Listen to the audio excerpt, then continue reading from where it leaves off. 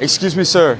Sir, question for you. How old were you when you made your first million? I was 26. And what line of business were you in? A little different than most. You're not with the news, are you? No. Where I you have one from? of the, we grew a channel to 12 million followers, just asking people how they made it for the younger generation. Well, I was part of an organized crime group in New York.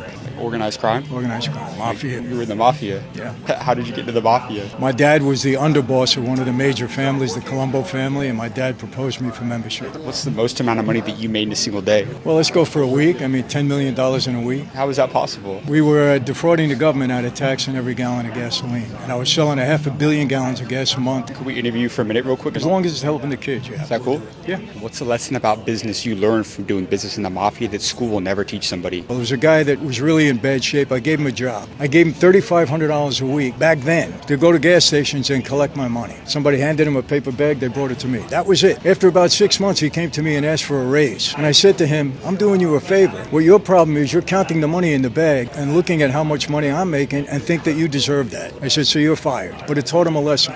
Don't count my money. Do your job. Do you believe in God? You know, I was thrown in solitary confinement. I actually spent 3 years. And it was during that time I wanted to study every religion because I thought I was going to spend the rest of my life in prison, and that would have been it. So I studied every faith, and I came out of there believing in Christianity with all my heart. I always say two things. You want success in life? Get these two things right. Number one, in this life, we are who we hang out with. And number two, who you are accountable to in life is going to direct the path that you go on. When I was on the street, I was accountable to my boss. I was a criminal. Now I'm accountable to God in my life. 반드시 기억하세요.